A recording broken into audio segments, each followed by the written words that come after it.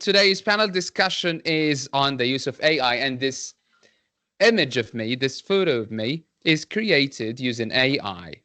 Okay, so let me tell you a brief about Educast International, where Educast International Conferences is a non-profit organization that provides teachers from all around the world with professional development events aimed at educators, especially those English language teaching. So Educast International, again, is an organization devoted to empowering teachers worldwide through conferences, webinars, podcasts, and also teacher training. So you can learn more about us when you visit educastinternational.com. So our events mainly serve language teachers, English language teachers, but they often include broader educational practitioners. So we have an annual conference that is held every February, and I think we had over 25,000 educators attending our conferences in the last 3 years. So this is something we are really proud of. So to cut it short, today we have a panel discussion on AI in 2025 and beyond. I and Blanca Pollock will be the moderators of this. We're part of Educast International, and the same thing applies to Dr. Morrain. And we also have wonderful panelists, starting from Sanaa Ilyas, who is joining us today. Where are you joining us, Sanaa? Could you please say it again? Because, yeah, we need the people to know. Okay, she's joining us from Pakistan today. We have Dr. Robert Stroud. I think he's from UK, but today he is joining us from Japan. Dr. Morrain, who is from Houston, Texas. He's American. He's joining us today from Germany. Dr. Nellie Deutsch, and she's Canadian. She's joining us today from Romania. Nik Peachey, the famous name in the field of education and technology. And he's joining us today from UK, right, Nick? Yeah, that's right. Yeah, okay, great. And last but not least, Dr. Linh Phung, she's from Vietnam, and she's joining us today from the USA. And this moves us to Blanca Pollock, who is going to be introducing our wonderful panelists. So Blanca, are you there? Yes, I'm here.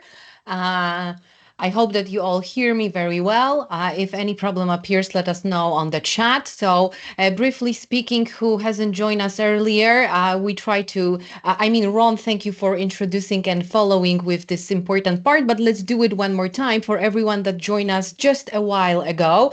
So, as Mo mentioned, Dr. Ron Morrain today is connecting with us from Germany. He's an American, but lives and works in Germany, as I mentioned, and worked in EFL industry over 30 years internationally. He is an educational consultant for Syntax Solutions located in the Netherlands. However, he is also a teacher trainer who is specialized and crazy about methodology and business English. He has been guest speaker, so you might have a chance to see him presenting at multiple conferences. He conducted workshops for many ILTA groups through Europe, Africa, South America, and Asia. And a fun fact, and important, he speaks fluently English, German, and Spanish. On the same board today with Dr. Robert Stroud, today connecting from Japan, as Mo mentioned. Robert is a professor at Hosei University, Japan, specializes in revolutionizing English language education through cutting-edge technology. And his research delves into AI's potential to either enhance or hinder authentic student connections and meaningful engagement. So, what a perfect place for you, Robert. Additionally, he founded the University Grapevine, a global newsletter dedicated to uniting educators and fostering professional collaboration worldwide. Robert, it's an honor that you are with us today. Moving to UK, because today Nik Peachey is connecting from the UK with us. Nik Peachey is a freelance writer, teacher trainer, and learning technology consultant, specializing in digital technologies. Another absolutely important person for today's debate. Working worldwide since 1992, training teachers and creating innovative digital resources. Formerly the commissioning editor for the BBC British Council Teaching English website. Currently, he is a director of pedagogy at Peachey Publications. And Nik is a two-time British Council E.L. Tons Innovations Award winner and the author of several books on digital literacy and technology in ELT. Nik, a pleasure that you joined us. Thank you for inviting me. And Dr. Nellie Deutsch, moving to another lovely speaker, Canadian educator with over 40 years of experience and 2 decades as a Moodle administrator and teacher. She earned her doctorate in 2010 from the University of Phoenix, and her research explored instructor experiences with technology in blended learning in higher education. She has consulted for institutions like Open University and Wiki Educator, at the same time supporting online course development using Moodle, Illuminate, and range of digital tools. And as you might expect, I could be talking about each and every person today for ages, but we have to keep it short as we have 9 important categories to discuss. However, additionally, I must mention Dr. Linh Phung, who is dedicated international educator, innovator, and leader with proven track record of directing successful educational programs. As the founder and CEO of EduLink, she leads the development of EduLink Speak, an app offering specialized English courses. You might have a chance also to look at this app during Educast conference, and feel free to do it continuously. She served as an English language specialist with the US Department of State in 2023 and worked as Shorelight as a senior research analyst, currently being a chief learning officer of Pangea Chat. Hello, Lynn. Good to see you again. Nice to be here with you. Nice to be with you as well. Sanaa Ilyas, an educator and AI in education trainer with over 13 years of experience in Pakistan's public and private universities. Good to see you, Sanaa. You are a lecturer at Educast Fast Islamabad, and you are also the strategic programs coordinator at Skilling Future. Additionally, Sanaa leads AI-powered training and learning design initiatives for educators. Additionally, she facilitated national and international programs, including the Open Cubed project for Relo and the US Embassy, focused on student upskilling. Another thing worth mentioning, as country representative for Women Ascension, she advocates for inclusive and future-ready education. She is certified by IBM, Google Cloud, and Vanderbilt University, and like everyone today in the room, passionate about EdTech integration. What a lovely course we are going to take into. Welcome everyone one more time. As I mentioned, 9 categories that are waiting for us. I am sure that we could squeeze even more out of it, but maybe it's an idea for another webinar and another panel discussion. Briefly speaking, the first that we will begin with is pedagogical transformation. Second, classroom practice and methodology. Third, assessment and feedback. Then, personalization and adaptive learning. We will proceed to teacher professional development and workload. We will debate on student experience and agency. Then we will consider equity, ethics, and data privacy. Last 2 categories waiting for us, future trends and innovation.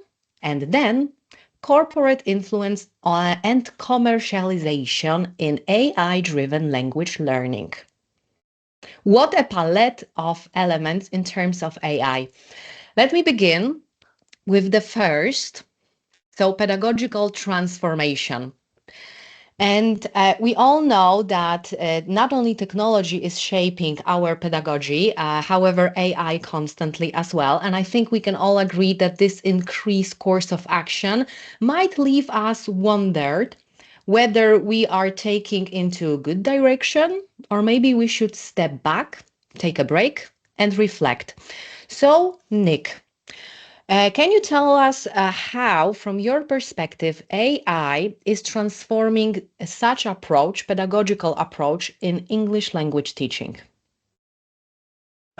It's difficult to say. I can only speak from my own perspective in terms of the things that I do, which aren't directly with students. I'm sure in terms of, if we looked at this around the world, there would be huge variety and diversity of ways that people are approaching this and using it in the classroom. Some probably really innovative and great ideas, and some probably, let's just say, not. And probably some teachers not doing anything.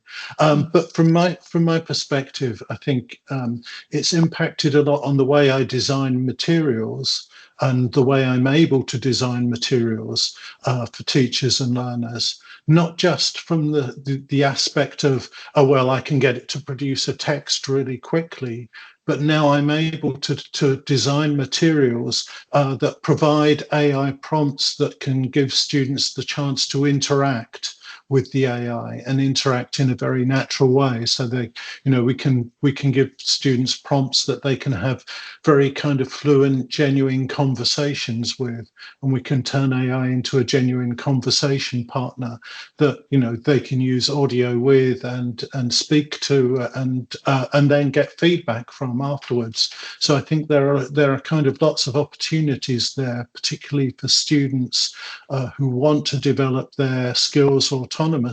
And as a materials provider, it's really nice to open up that sort of avenue of opportunity for students and to make learning materials much more interesting than the kind of average paper-based course book.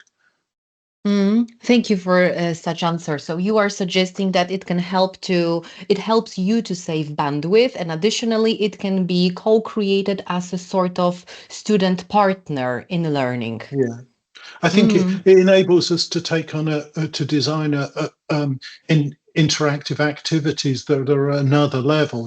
It's not like your average homework coursebook workbook would be, some gap fill activities or maybe, sentence transformation. But now we can provide activities for students that they can do at home where they can have a conversation with an AI chatbot and they can get feedback on it and those kinds of things. And I think that's much more engaging for students than, whether this verb is in the right form, which of these three forms of the verb do we choose, or what word, vocabulary word do we put in the gap? I think that can take things to another level. Not that those things aren't useful in their own way as well, but it's really broadened out the potential for designing tasks, I think, in terms of materials design. Thank you. Sounds like a introduction to student-centered learning. Sanaa, what's your opinion on that? How your experience looks here? Basically, all of us, I think so, as English language educators, had to adapt with respect to how they were going to teach language. In my case, my students started using it earlier. I had undergrad students and CS majors, they were using it. And then I had to quickly look into, okay, what they were using it for. How could I look into redesigning my course in a way that it worked towards ensuring that not only were they learning, but they were also being critically challenged by issues that they were talking about, that any aspect that was about whether they were writing, whether they were talking about it, that it was a co-partner in a way. And I always talk about this to my students that, okay, take AI as a thought partner. If you start letting it replace you right now, you're moving already into a world that is going to be that will have jobs that don't exist at the moment.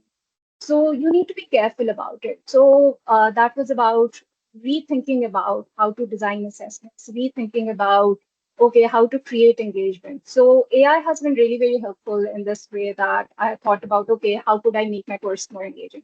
How could I design activities that my learners would enjoy? And that is the central point that I also take in my trainings as well. And also talk about it that it's going to be different in every classroom, and experimentation definitely is pivotal in this. Because I had undergrad students, that was in the university, it's different. And my university had a very progressive policy with regards to AI adoption.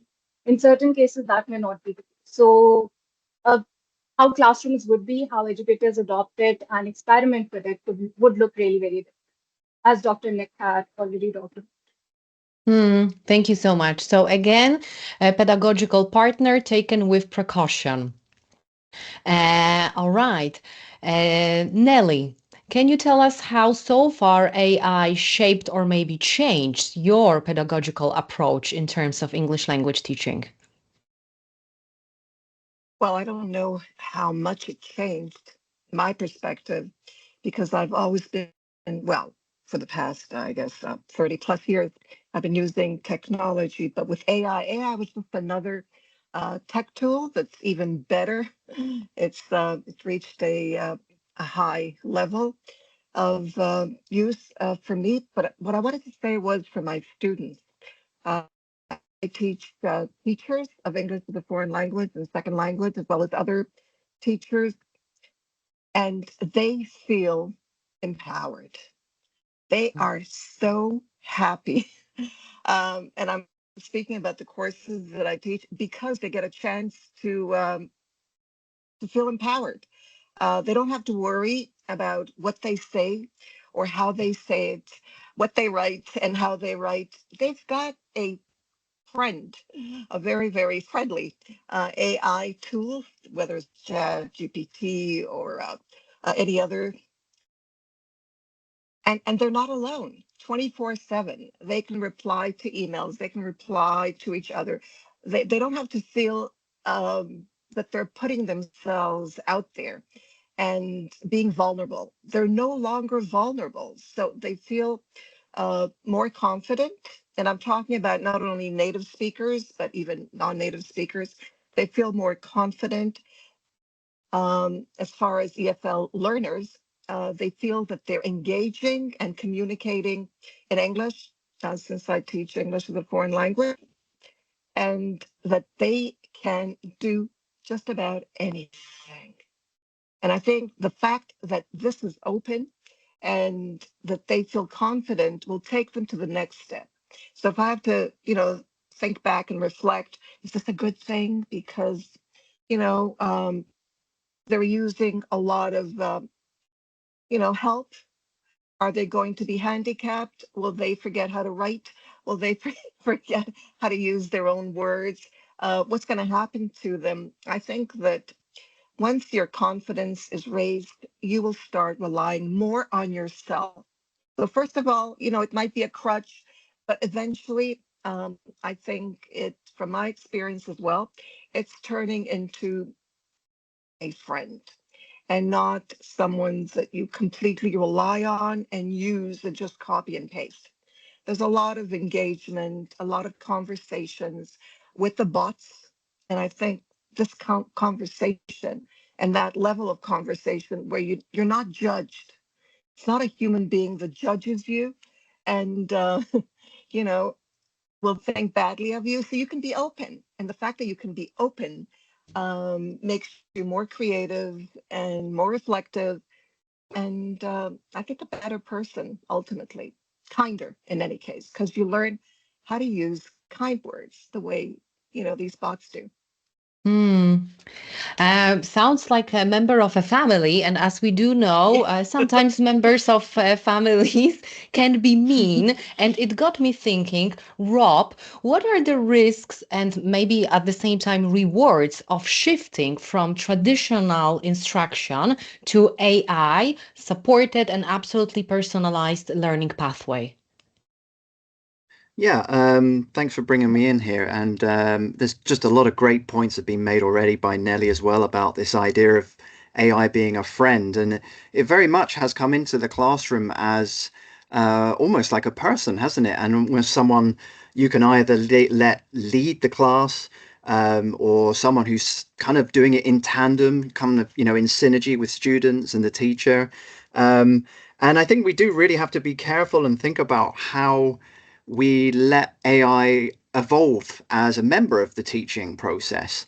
And I think obviously as teachers, that's a big thing we have to think about. We say, students should think critically about AI and we should make them think, is it giving us good information or, does it have bias in what it's telling us? But I think us as the teachers, we really have to think about that friend as well. How much do we want it to be doing? When perhaps should it be, providing the data? I mean, for example, in my own teaching context, I run debates in both English and Japanese, and I let students usually have a little bit of that kind of reflection time before they give their rebuttal to the other team. And AI has come in as a fantastic friend at that point. They kind of go, okay, these guys have said, they've made a really good point. I don't know what to say about it. And then they can get with their partner on AI, a chatbot or just ChatGPT, for example, bring together really good ideas, and the motivation's really there, the learning's there, and it's been a fantastic member in that way. On the other hand, there is a more of a dark side to it that's possible, which is perhaps where I think maybe usually when AI might come into the forefront, it might be the first action that's taken in the learning process, maybe in tasks and things like that.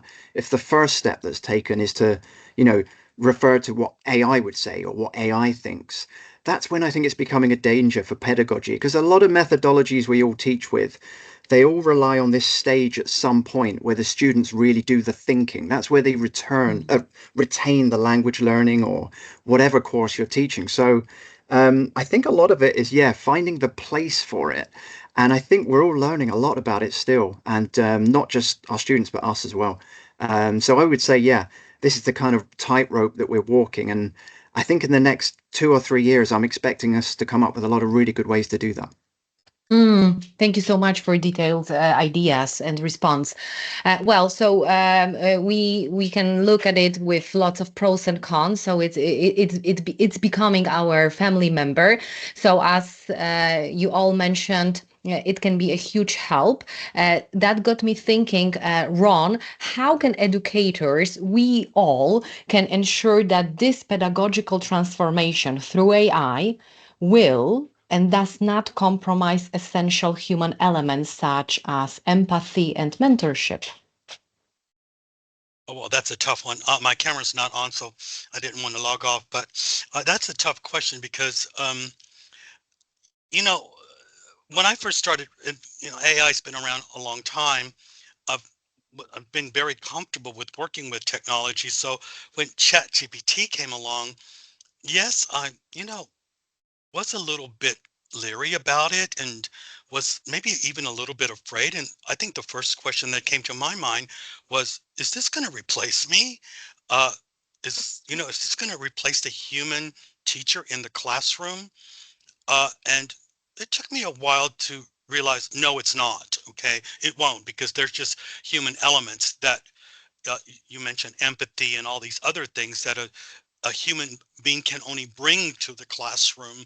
So I'm not afraid that AI is going to take my place. And I like what Nellie said. She said, it's a family member, and I do feel like, I even gave one of my first talks I ever gave about AI was, is AI a friend or a foe? Because we were at that place, but now Nellie's bringing us to, it's a trusted family member. And I think it is, it's my, I see it as an assistant. It will never replace me. I don't have that fear, uh, because I'm a human being and I bring the things to the classroom that only a human can bring to the classroom. So I'm not really afraid of it. I think there's still a lot of teachers that need to get on board with it, and understand that it is at the end a machine. Uh, Mhm. it's not a human.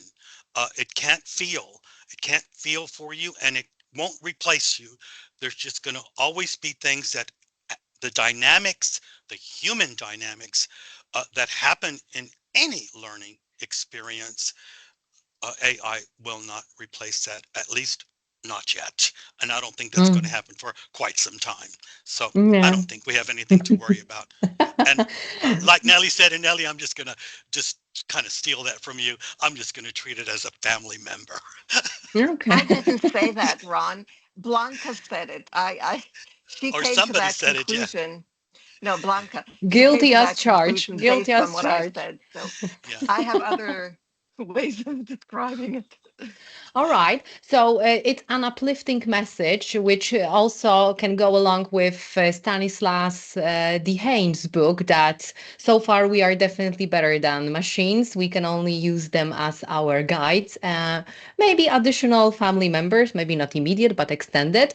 So we spoke about certain roles. Lynn, would you add your perspective on responsibilities that are emerging for teachers as AI takes on routine tasks, as we all mentioned, and Nik began with this insight.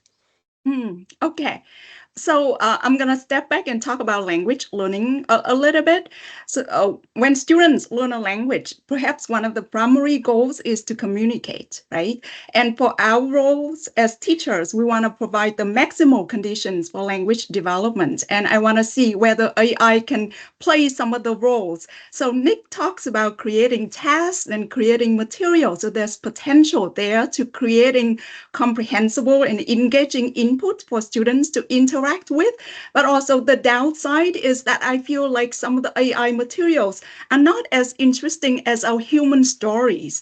So when I teach students, I have students write essays, I present their real stories and real essays to them. And that to me is still more interesting than the AI stories that you can create, but perhaps with some creativity, we can get there in terms of comprehensible input. Now, talking about interaction, that plays an important role in language learning, looking at language from an interactional perspective and looking at learning as happening in interaction and through interaction. So AI can play an important AI has been, or students have been using AI as a conversational partner. And I think Nik mentioned this and Bob also mentioned this.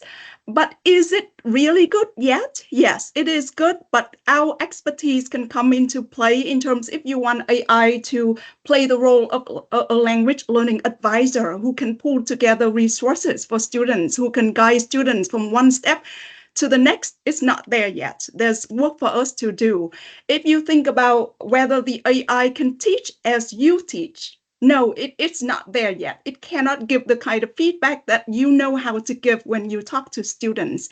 So I just kind of want to bring that perspective to share that perspective, because that's the work that I'm trying to do as well in terms of improving the chatbot so that it can give the kind of feedback that is useful for learning. It can negotiate meaning. It's too good at guessing what you say and just responds and lectures you in a way. So that's kind of some of the points I want to make, and just the suggestion that there's a lot that we can do to improve what AI can do. In terms of routine work for teacher, I agree. I work in technology development, but I'm a little bit slow in adopting technology. But gradually, when we learn the tools, then it can help us a lot. Creating videos, for example, is easier now. It is something you could not do before, but now you can do it with AI. So maybe another point I want to make is that maybe students or we get a lot of help from AI, but now we have the opportunities to create something new. And if the students are still motivated to create with AI, then we don't have to worry about losing critical thinking or creative thinking, because we are creating something new. And I hope that humans will keep doing that instead of giving up decision making to AI, and I'll elaborate about that later. So I hope, yeah. Thank you so much. Recently, I heard very quick summary that AI is only our waiter or waitress, and we are true chefs. So what we are going to cook and the recipe that we are going to create, this is exactly what we will be served. And with such anecdote, I would like to hand it over to Mo, because the next section is waiting for us. Mo is absolutely eager to ask more about classroom practice and methodology. Yeah, that's right. Thank you, Blanca, for giving me the mic again. And thanks for everyone who shared their insights on pedagogical transformation and AI. Well, we know that if we look at 2025 and what might happen beyond 2025, AI in education, offers huge potential. like personalized learning for every student, helping with routine tasks for teachers, and great ways to track student progress, personalized learning, and so on. So moving from the pedagogical practices to the classroom practices, because big questions or big changes might bring big questions, right?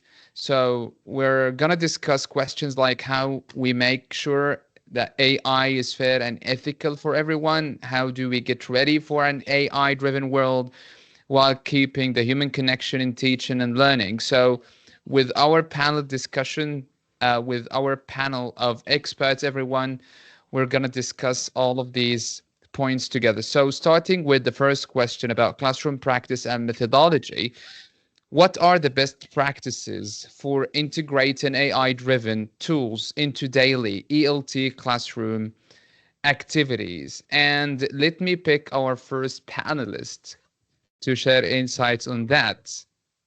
Nik, what do you think about that? Hi. I think one of the best ways to use AI in terms of the classroom practice is actually for us to be training our students how to use it outside of the classroom, because I don't think students using a lot of AI inside the classroom is such a great use of it. Of course, the context is going to be different for everyone. Not all students have access to technology and connectivity outside of the classroom, but where they do, if you can teach your students how to use AI to develop themselves autonomously at home, I think that's probably the best use of it, because coming to the classroom and being with other people, that's a great opportunity to use language with other people, and ultimately that's our goal. It's to be able to use language to communicate with other people. And so we can train students to use AI at home to build their skills independently, to practice speaking, perhaps to prepare themselves for coming to the class, to where the real interaction takes place. And I think it's important to remember that a lot of our interaction with real people is done with lots of non-verbal signs, like my gestures and my face and my facial mechanisms and things like that. And a lot of that you can't yet get from AI. Certainly not in a physical classroom. So I think we have to remember those things, that we still need to ultimately teach students to interact with real people, but we need to train them to use AI in order to do that, and then that process can become more efficient, I think. Yeah, so there are a lot of potentials, but we have to make sure that we only implement what work for our learners, and that's very good. Okay, what about Dr. Robert? What do you think about that? Yeah, a lot of similar things to what Nik said. I think in terms of being in the classroom, one thing that's really struck all of us, I think, is how much students need to learn how to write prompts.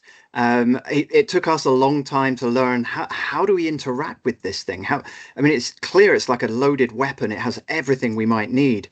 But a lot of experiences from teachers I've spoken to, and I'm sure everyone here today, is that students might try to use AI and really just find, okay, if it doesn't return what I want right away, that's failed. I don't know how to do this.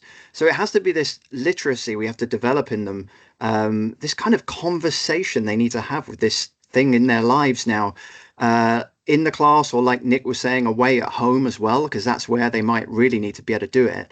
And not only that, I really think there needs to be a lot more guidelines within syllabi. What AI can they use? Which ones are not permitted? It's very much a wild west at the minute. If we just say, okay, use AI or don't use AI, it's a very black and white situation for students. So if we just start with, for example, ChatGPT, one simple thing that everyone's aware of, and tell them what kind of prompts they should or shouldn't be using. For example, don't write, do my homework for me. Write questions like, this is my idea. What are the merits and demerits in your mind for this? And let's have a discussion about this. I also think for the classroom as well, what I was mentioning earlier as well is that the scaffolding is important. We shouldn't let students just immediately jump into AI in our classrooms. AI should be supporting the learning that's already kind of coming out of their brains. If they're developing an opinion and they're very sure, okay, that's kind of what I think about that, that's the point at which we as teachers or educators should then say, okay, let's ask AI. If we let it lead that, I think a lot of pedagogy or learning or just, classic classroom behavior that results in good things for our students will be lost. So, yeah, kind of the same as what Nik was saying. We just need to help them be able to do it a bit more by themselves and just make things a bit clearer about what they can and can't do. Yeah, so setting guidelines, right, and only using what works for our learners. So it's almost the same perspective. Okay, that's great. So moving from this point to another point, and my next question will be to Dr. Ling. And since you already have EduLing into Speak International, which is a website full of engaging courses. Even my course is there, on this platform. So how do we maintain student engagement and motivation when AI provides much of the routine practice and feedback? Yeah, motivation actually is an important factor there. There may be a lot of resources out there, but if the students don't start doing something, or then, so even with my technology development projects, we may have great products, great opportunities for students, but how to get them there and how to motivate them is a big question. I think that maybe one of the, and we talk about learner autonomy as well. And there is this observation or this insight from Noonan that I still like, is that until students have communicative orientation to language learning, it will be very difficult for them to be autonomous, because they're not going to seek authentic language learning opportunities. So I don't think I have a very clear answer regarding how to motivate students. But my approach usually, when I think about motivation, I also think about engagement. And I know, Bob, you have done research in engagement, and I have done research in learner engagement. So I focus more on creating engaging tasks for students to interact with. When you tell students to go and talk with the AI in a very open-ended way, you're not going to see much. So our role is actually to develop engaging tasks for students to engage with the AI, but also moving them from engaging with the AI to engaging with real people. And this is something that I'm also excited about. And I think Nik and Bob, you mentioned, and actually we are talking about a project with Bob in which we're going to provide students opportunities to talk with the AI first on my app, EduLing Speak, and then we're gonna help them to talk with real people. So my answer is, for teachers, one of the things that we can focus on is developing engaging materials and engaging tasks for students to complete. Yeah, engagement and motivation, are the other keys for success, as a learning experience in the classroom. And this leads us to Sanaa. So what do you think about that? Do you have any other insights to add? Definitely. I think so. AI has given us this space to think about, okay, how can we make our classrooms more engaging? How can a certain task that was earlier a passive task, maybe for our learners, and they were just writing, how can we transform that? That could be transformed with respect to maybe thinking about the same task and gamifying it, thinking about it with respect to bringing in developing their competencies in a way that, okay, if spoken task is part of the thing, then okay, how students work in a group, then they are debating about it to one another. Use AI as research, maybe, and then debate one another's point of view. Evaluate what is ongoing. Use AI multimodal tools as well. Because that in a way sparks not only their interest, they also think about, okay, this is a tool that worked out for me. This is a tool that didn't work out for me. Another thing that they usually end up doing in the class is evaluating the AI output. and as to what's working out. How is it that it is trying to persuade the general public about a certain information that's not true? So that is where also students realize, and it also helps them develop their AI literacy. So in a way, in an English language classroom, we are not only working on grammar, working on structure, but it is also helping them developing their soft skills and their other competencies. So in a way, AI definitely can help, and it can help develop and drive engagement in the classrooms. But it's also about have a look at what works in your classroom. Maybe something that's working in my classroom, a tool that's working in my classroom, and how students are working with it.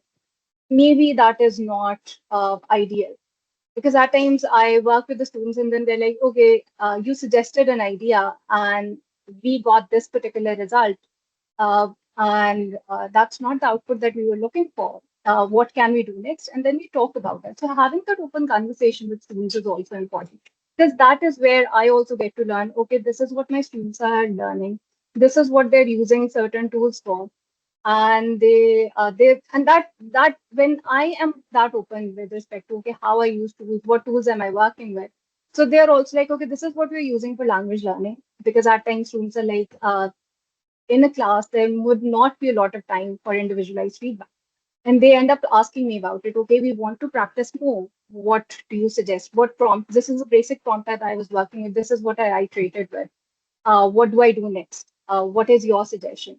So in a way, for those students, there has definitely been more help, and it has driven more engagement, more motivation, where students can see, okay, I'm not that behind. I can definitely move forward, and I am learning at my own pace. Yeah, that's great. So we all educators, we've been involved in the field of English language teaching for a long time, but we might have the same problem, which is whatever you do sometimes in the classroom, you fail to motivate everyone because we deal with different learners. I mean, learning types, learning preferences, the interests, the motivation, right? And this leads us to the fact that we deal with, or that we need to differentiate our instruction, right? Because one size doesn't fit all. And this leads us to our next question. And now Dr. Nellie will be starting, answering this question. So the question is, how can AI support differentiated instruction for mixed ability language classrooms? Wow, that's a huge question. And the answer, of course, is even bigger. Um, the way I do it is the only way that I can share with others. I haven't done research on this. It's only my own personal experience with my students, and that is teaching each other. I mean, everything was mentioned up to now. I totally agree with what Lynn said about, and what, of course, both Bob, and Nik said about using it beyond the classroom. Um, that's how I learned most of what I know beyond the classroom. I don't know how much I learned in the classroom, which was my attitude in Yeah, general me either. to AI as well. Huh? And that's what I try to do If with you my can students, take me of my course. family. I try to, someone's talking. Yeah, Um, yeah, yeah. okay, that's what I try to do with my teacher educators, as well as with my students from junior high up to university, is the same. I get them to teach each other. So when it comes to AI, it's not just copying and pasting. They have to be able to use the information in the classroom and teach one another. Uh, and that's a benefit, having the face-to-face classroom where you can talk with each other, you can look at each other, you can have that human communication. But when it comes to fully online, the way I do it is with videos. They actually present to each other. They have to use their gestures, facial gestures, their hands, preferably. They have to stand up in front of the camera, and they do this. They love it because everybody loves to teach. And when it comes to AI, it's another tool that helps. get the information, of course, much faster than, say, Google search, and they can also find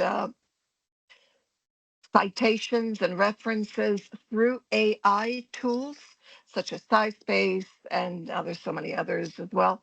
Um, and that's what they do. They simply teach one another. And what they do after that is that they reflect. They reflect on their own work, how they felt about it, what worked, what didn't work, and then they share it with each other. And I find it really interesting that when they do create content, such as videos, they feel more comfortable relating to each other. I don't even have to ask them reply to one another. They do it naturally because they feel, and these are all non-native speakers. Right now I teach fully online in Greece. So they have a common language, which is Greek for most of them, but Greek, of course, is Greek to me because I don't speak it. And yet they're doing so much more than I would expect. I teach immersive technologies, virtual reality and augmented reality, which is kind of difficult when you think about it. And they're using AI to get information, but they're also using their own, they have to, because they have to experience the actual tools. And that's how they learn English, by the way, through another media, which is immersive technologies. I hope that Yeah, answered that's. and didn't confuse anyone. Oh yeah, he says no. You did great actually. But, as you say, it's a big question, a really big question. It needs a big answer, and it has a lot of things to be said on that. And this leads us to Ron. So Ron, what do you think about using AI for supporting differentiated instruction for mixed ability language classrooms? I can't hear you. Can you see me? Can you hear me? No, we can't hear you, but can you hear me? No. Oh. You That's just answered weird. your question. Yeah. So yeah, technical issues always happen since we're talking about AI and technology. There is a very good question in the Q&A here that I really like. What do you think the starting age at which students can use AI inside and outside the classroom? Does anyone want to answer this? Because it's a really important question. Anyone? Okay. Yes, Nick?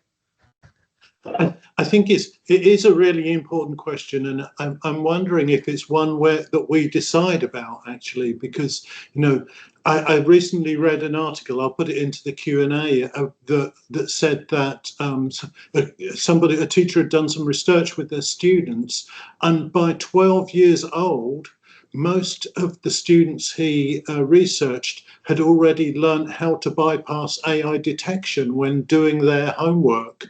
By 12 years old, and this is amazing, I think, so, I think students are going to get their hands on, and kids are going to get their hands on these kinds of things at a very young age. I know my daughter, who's 10 years old, is already very fascinated by the potential of AI to generate images and loves to generate images with AI.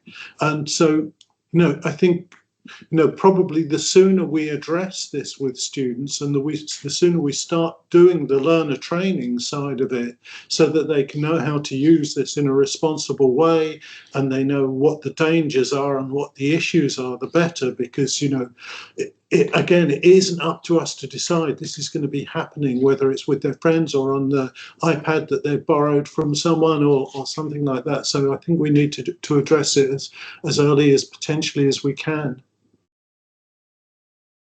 So the sooner we start teaching our children, how to use AI and give them, also some guidelines for doing that, right? So it doesn't have to be that complicated. Maybe they can use AI for generating maybe images and so on. So it doesn't have to be that complicated. So I think Dr. Robert wants to say something about that. Yeah, I mean, I agree with Nick. I think the earlier the better. And I mean, if we put ourselves in you know, the mindset of the generations before us. You know, maybe they were terrified of the internet or terrified of, you know, simple technology, or maybe going very far back, maybe even just seeing a car on the street, right? So it is a part of our world, and I think the sooner that people just dive into it at a young age, all the fear has gone away and it becomes more critical. What is this thing? And I also have a 10-year-old daughter, Nick, as well, and it was about a year ago. She was I give her all assignments at home. I'm a strict dad, I'm afraid. And she was writing some things for me, and she wrote a fantastic thing. And I said, "How did you write this?" And she said, "The man helped me." And I said, "Okay, put your tablet on. Show me what you're talking about." And she had started using Microsoft Copilot all by herself, and was having this conversation with it. But she was using it in a really clever way, a really innocent way. So I think kids, if they do learn it from a young age, they have this innocence where they don't want to cheat, they don't want to do bad things. I think that's when we get a bit older, we become like that. So the younger kids, I think they will look at it with more innocent eyes. So I think a younger age isn't a problem. I agree with Nick on that. Yeah. Yeah. That's great. So yes, Dr. Nellie, I think you want Yeah, to I add just wanted to something. mention this. Yeah, I wanted to mention the social aspect with young learners that we have to consider when it comes to technology, when it comes to AI, because or teenagers specifically, they may just find it a good friend instead of real people, and that's where you know where we have to be very, very careful with our children or with our learners if we teach young learners to make sure that their best friend is not Copilot or, ChatGPT or, Google Gemini or any other. Yeah. And I'll tell you why, because my daughter, who's not 10 years old, she's a lot older, and she might not want me to say this, one of my daughters, okay, that, having problems, boy, girl, boyfriend problems and so on. And as I said at the beginning, the fact that these AI bots do not judge and they're very kind. The responses are always kind, unlike people. Even your trusted members of the family are not as kind all the time because humans are not kind all the time. So these bots have some great, you know, characteristics. They're nice. They're always nice. They're always patient. They don't judge you. They'll always give you, great advice without really stepping on you. So these could become your best friends. Yeah. And I and saw they a lot of may, and videos. I'm worried about that. I'm worried about that. Unless maybe it's a good thing. Maybe that's what we need. Yeah. I saw a lot of videos on social media for some people using AI chatbots as therapists, so for example, Exactly. wives, when they are angry at home and they are not getting along with their husbands, they start asking ChatGPT about what to do. And the problem Exactly. is what might happen next. We don't want it to give people, some So is it a aggressive bad thing? pieces of That's what I'm advice asking. Is against it really a husbands, right? bad thing? Is it bad? Yeah. Nonetheless, is Yeah. it bad if you're getting good therapy? A therapist might not be as good as a bot. Yeah. Sorry. Yeah, you're right. So thanks a lot for this, everyone. Yeah, moving from the practices to or classroom practices to assessment and feedback. And I'll move it to Blanca. So Blanca, are you still here? Yes, I'm still here taking lots of notes. It was just said that the AI bots are not so judgy, but I just wanted to talk about judging, i.e., assessment and feedback, especially that it's important in my area of expertise, so English for specific purposes. So I wanted to tackle novelty. Ron, from your perspective, what new forms of assessments are emerging and currently are possible with AI that were not feasible before? Well, it depends on what kind of assessment you're talking about. There's diagnostic, at least the three basic: diagnostic, formative, and summative. Mm-hmm. And I recently attended a a one-day workshop in Germany given by Cambridge, which was introducing their new assessment, summative language assessment test. And I found that very interesting on how they were already integrating AI into how the test is created, how they actually manage the test, and how they use AI to check the test. But I also noticed that they were playing catch up because, you know, there are other Duolingo being one of them, which of course uses nothing but technology and an AI to really do language assessment. But, you know, we've got also formative assessment, which maybe even 10 years ago, most teachers had never heard of Mentimeter. And that is very important. It is an integral part of how I do formative assessment. I need that because I need it now, and I want to know what students are thinking about how I do a class, what's going on, what do they understand, and AI helps me to do that. So it's just not the app of Mentimeter, the platform, but actually AI helping me to create the questions so that I can formulate better questions to get the information that I need from the students at just in time before they leave the class. So that's integrating, you know, M-learning, formative assessment with M-learning, technology and apps to get the information that I need. But then we got diagnostic assessment, and my God, that can get very complicated. But I think there's a lot of people who like to give grammar tests and to see where the students are at, test their language pre-knowledge and all of those things. And I don't know, I just have my own personal feeling about that. I think that's where the human factor still plays an important role. So I don't send those kinds of, you know, I've seen some schools sending out 15, 20 pages of needs analysis for them to just form groups. I don't do it that way. I think the human factor starts at diagnostic language assessment in the corporate world, at least. It's not possible in many places.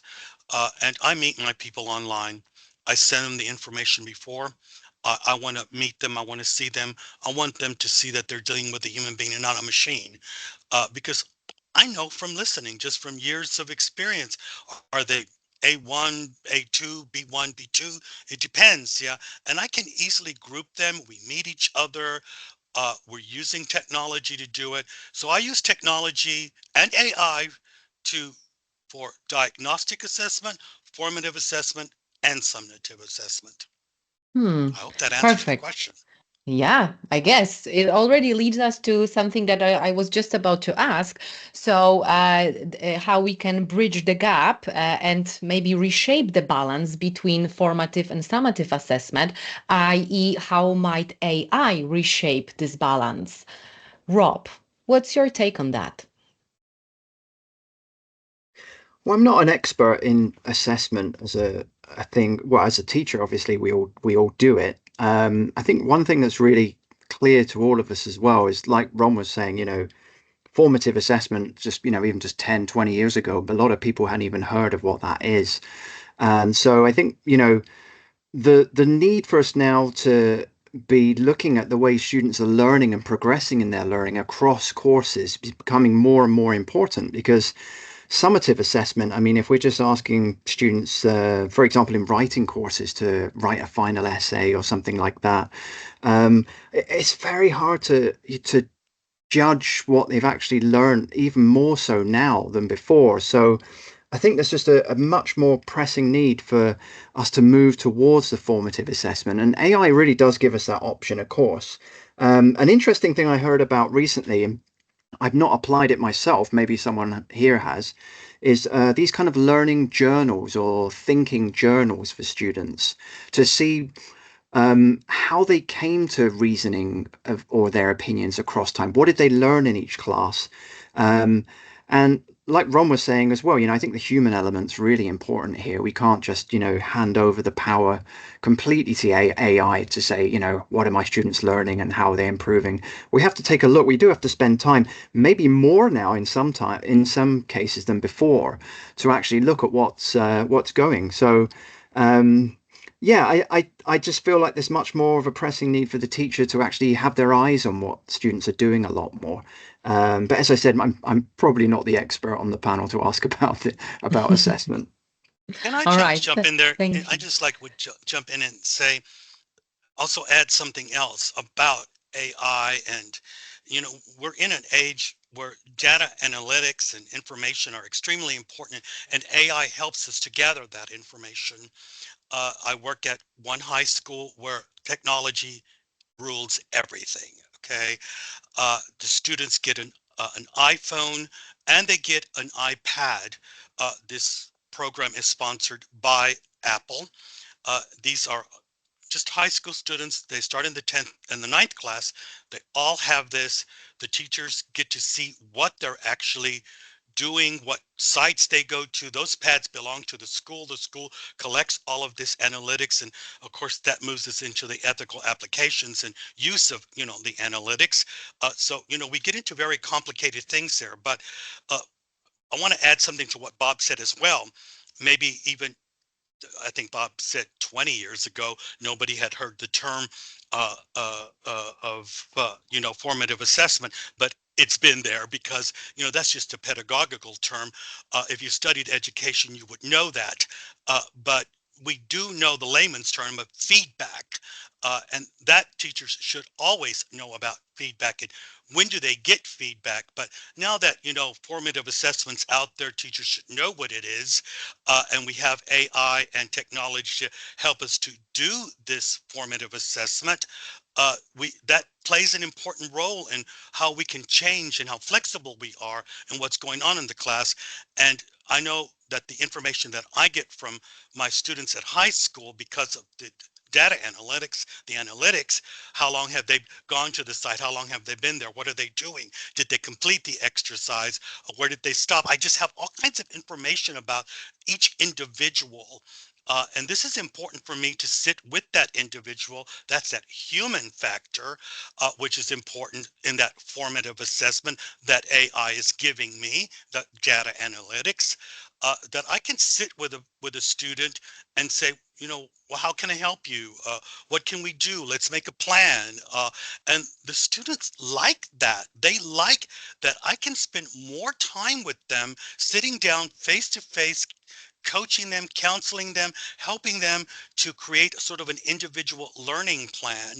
And I hope we do get to talk about also what differentiated learning is, how all of these things are important, because I honestly feel, and I might be moving this conversation a little bit faster by saying that what we do as teachers, and I know what I do as a teacher today in my classrooms, is nothing like what it was 20 years ago or even 30 years ago when I started. And that is because of technology, the integration of how I integrated technology into how I teach, how I expect my students to learn, uh, and also how I create and design classes. I'm not that same person I was 20 years ago or 10 years ago, but I'm glad, because Mm. I might be 66 years old, but I'm still learning. And I still have a lot of challenges to overcome myself. But I do believe that what we do as a teacher in the classroom, and in 10 years, that won't be the same. That won't be the Mm. same at all. In fact, I think Absolutely. the word teacher, language teacher, better get used to calling ourselves probably a learning manager, because that's how I see where we're going. We're all going to be learning managers, because that's what I actually do at this high school I work at. I never thought of myself as that. I always thought of myself as just a language teacher, but not anymore. I really do see myself as a learning manager, and language is just one of the things I'm helping them with, because I know that those students, when they get to university, they're going to be prepared for the future, for their Mhm. student life at university, and hopefully they'll get teachers who are helping them with that. But we need to prepare our students for the life and jobs they'll be entering when they enter the work world. Okay, Ron, And I must step in sure, slowly. Forgive me, sincere apologies because we must cover so many areas. sure, I want to So in make up for the time I wasn't there. No worries, plenty of other questions are waiting. So, in the spirit of brainstorming, let's put on the table high stakes language exams, something that might be as a novelty for us, formative and summative assessment, anything that comes to your mind that you would love to share with everyone that is with us and watching us. Nik. Oh, that's an interesting question. I think, behind all of this high stakes language assessment thing is perhaps for me. I always feel it's a bit of a dark force in regards to its relationship to learning, because again, this might be moving the conversation along a bit, but there is a lot of money behind high stakes assessment, and a lot. And the way that students are assessed, there's a lot of kind of force for resisting change in that area, because it is such a cash cow, and if we do start changing the way we assess students in order to make the use of AI more pedagogically sound, more sound in terms of learning, then the way we assess students will need to change if we're going to do those things. And I think there will be resistance from that, because it might become a lot less profitable to assess and certify students. But which are we going to put first? Are we going to put learning first, or are we going to put the profits of assessment first? That's an interesting question. I read a very good article about this, which I'll put into the Q&A, from somebody called AI Language Teacher, and he was proposing these two different routes that potentially we could go down in the future, depending on whether we're driven by assessment or whether we're driven by learning and genuine learning. Obviously, which I think it should be, but. Mm, thank you so much. So, in terms of novelty or what might come next, Dr. Nellie? Novelty, hopefully, will come next. As far as the examinations, if you, I think I feel the same way as Nik. I have always been against exams or numbers or grades, letters, and so on. So I don't know if I'm the right person for this. I have always done things my way, against the system, where I was teaching, whether at high school or university. And currently, I'm also doing my thing, which is assessing through video presentations, and they can use AI as much as they want. It makes no difference because of the kind of instructions and criteria that I provide them. And they do have to cite everything that they use, and they do. Um, I I don't see anything happening in this area. I think things will continue because of the money situation, as Nik mentioned, and there'll be teachers who will put learning first, and we know who we are, and others who will put assessment first. Well, assessment, not um, you know um, grade assessment, and will try to please the system and make sure that they give good grades so that the students will give them good feedback and so on. So it's kind of difficult. I don't think AI is going to change that, because the system, universities need to make money. I mean, that's what it's all about. It's not about learning. It's about, and I don't think it's going to change. What I do think is going to happen is, I think that it's happening already. I think that students, there won't be students. I see a future where everyone learns on their own and shows their capabilities, their skills. Skills will be more important, what you can do. And even though I have a degree, and the only reason I got a degree was just to prove to myself that I can do it, but I don't believe in it, and I don't think the future will care whether you have a PhD or whatever. And yes, AI will lead the way to institutions that crumble eventually. That's my take on it. I know it's Nellie, are very you saying different that? from most. Yeah, Yeah, Nellie, are you saying that, which I think also might steer the conversation here, is that today's universities need to find a new role in society, they're because gonna you're saying there's disappear. not gonna be They're, any, students. Bob said something about that, it's about learning, and that's more important on how a person learns than what they learn, because I guess you could learn anything if you wanted to learn, but you just got to know how to learn. So again, the question one more time is, do you think that universities need to find a new role in our society? definitely. Definitely. I mean, they tried with the MOOCs, right? That didn't work for them. Uh, they're trying, but it's not working. It's not working. And personally, I don't care. I Okay. really don't. So I think artificial intelligence is the reason why they have to rethink their role in society, because their business model is getting disrupted, mm, and they need to find students. okay, so that's the They're looking process, for and like students. we can observe something that might happen in the future. For the last part of this section, I wanted to bring us back to the present moment and reality, and I decided to split this question for Sanaa and Lynn. Lynn, starting with you, what are strengths or AI-based feedback tools compared to traditional ones? Strengths only. Okay, strengths only.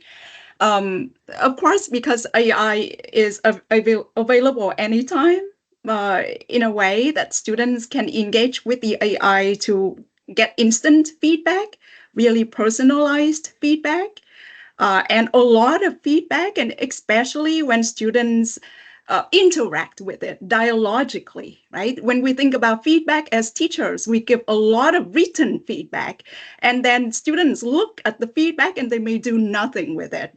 So when I think about feedback, actually, when I worked on Edulink Speak, when AI just first came out, the first feature that I integrated into the app that was related to AI was feedback, because the app already allowed students to record responses while performing a task. Now I wanted to give them feedback, but with a large chunk of feedback, do we know that whether students are engaged with it or not? So I'm not talking about strength anymore, I guess. So then the teacher plays a role in terms of asking students to engage with the feedback. And engagement is where learning happens, not the feedback itself. But talking about the strengths, for now, we are working on making the AI feedback better. If we know about feedback, there are many different types of feedback. It's recast, it's explicit correction, it's meta-linguistic explanation, and all those kind of things. So our expertise comes into play to shape the product and what AI can do for our learners. So that's what I can share with you. And it's exciting in that way, that if you combine engaging materials and engaging tasks, students have to care about what they are saying and what they are doing first, right? They need to be engaged with it first, and then you program it in a way that is useful for learning. Then I see that there's a lot of potential there. But like I say, our expertise is still really important in shaping what AI can do for our But students. aren't you saying, Lynn, at the same time, that if they have a task and they're creating a product, and you're giving them feedback, in the end, you still have to assess them. So assessment is still important. Oh, I'm not talking about assessment anymore because Blanca asked me about the strengths of AI Exactly. We are feedback. sticking to Yeah. my question, please, only. We will have more, that some of them might also cover certain areas you already mentioned. So, Lynn, from you, the insight in terms of strength, I do not believe that world is black and white. It offers us the palette of grays. That's why, Sanaa, from your experience, how about the weaknesses of AI-based feedback? I think so. One of the negatives is going to be when the students realize that, okay, it's all AI-based feedback, they may think that maybe the educator or their teacher does not care about them. And they'll be like that, okay, this is what the computer has given me. This is not my educator. And I think so what our students love about their educators and why I think so all of us became teachers, because somebody inspired us. And if you're not able to work with students one by one, tell them, okay, this is a key area, this is an improvement area, this is what you did really very well. Next time around, let's have a look at it from this perspective. Maybe consider this idea as well. So AI definitely can provide them with feedback there and then, but I believe one of the negatives is going to be this connection missing with the students. That, okay, that connection, that's important. Another thing is going to be maybe the eye is not able to understand the cultural nuances that are present within what they are producing. Because at times they're writing some idiomatic expressions that are very localized, ideas that are localized. That it may not be able to interpret that, because a lot of the training data online may not include a localized version of that language. So those are, I think so, some of the key concerns that, yes, as educators, as a teacher, I believe that, okay, when you have classes that are 60 plus, you'll be like, okay, I would love to give my students feedback quickly, but this is for me one of the concerns, because I would want to know where my students are. What is it that they worked on in, for example, in assessment one, and how did they improve? Were they able to improve in assessment two, and by the end of the semester, was there any improvement or not? And they may not, this is what my fear is, they may not care about it. They'll be like, okay, this is a machine giving feedback. The educator is there, I wonder what else they're doing. And they may not realize that, okay, if you're working on redesigning, on working on thinking about how to make classes more, how to make content in classes more engaging for them. So for me, this is one of the factors. Thank you so much. So, all about human connection and something that we cannot measure, but we definitely feel. With that being said, I will hand it over to Mo and personalization and adaptive learning. Mo, are you there? Yes, you are. Yes, sure. I'm always here. I can't be anywhere else. Yeah. So thanks a lot, everyone, for sharing your insights on feedback and assessment when using AI. And this leads us to another category of discussion. We're moving to personalization and adaptive learning, and I'll try to make it short for everyone because I know that we have a lot of questions. So let's start with the first one. How effective are AI-powered platforms at personalizing language learning pathways for individual students? So I'll start first with Nik. I guess it really depends on the platform. You know, there are some are better than others, and you know, I've looked around at quite a few different ones, and you know, I won't mention any names because actually these platforms are developing all the time as well. But there are some good ones that can develop, you know, quite effectively develop pathways and can help you adapt learning for specific students. It's, you know, as an independent teacher, it's always a good idea just to go to things like ChatGPT and ask it for some tips or suggestions on how you can do this as well, you know, as an individual teacher. But there are platforms and they are getting better, and it's the kind of thing that we will, you know, we can expect companies to kind of focus in on, I think, because, you know, potentially there is money for them there, you know, so I think that's something that companies are very interested in pushing forwards in the future. So that's something to look out for. Okay, that's great. What about you, Robert? I'd like to add, yeah, it's also depends on the skills of the students as well. I mean, if they're using these platforms and they want personalized learning, they want to have, for example, ChatGPT was just mentioned by Nick, and I mean, that's the one everyone knows and a lot of students use. It depends how good they are at writing their prompts to get that personalization in their learning. I still feel like there's quite a lot of bias in AI because for learning to be personalized, if it doesn't know the student, if it hasn't had a dialogue with them for a long time, for example, chatbots, they develop a relation, you can call it a relationship, I guess, over, all these different interactions. I mean, it's just starting out with it, it has to start with some bias and it can't be personalized. So, the thing with a human as well, going back to the discussion we just had before, a lot of my students have described conversations with chatbots as kind of empty. They didn't feel like it was actually really learning who they were. So if the students can't really quickly give it the information it needs or the technology, I mean, of course, it's getting better. But if it can't really understand that student, I think they lose a bit of patience with it too sometimes. Things are getting better, though. There are platforms that are doing better than others. But yeah, I think people need to have patience, and it needs to be used a lot. It needs to gather a lot of data before it can become personalized, because students are so different from each other.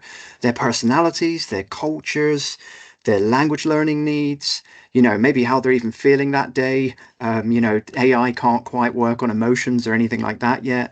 So for it to really be personalized, I think we need a bit more patience with it.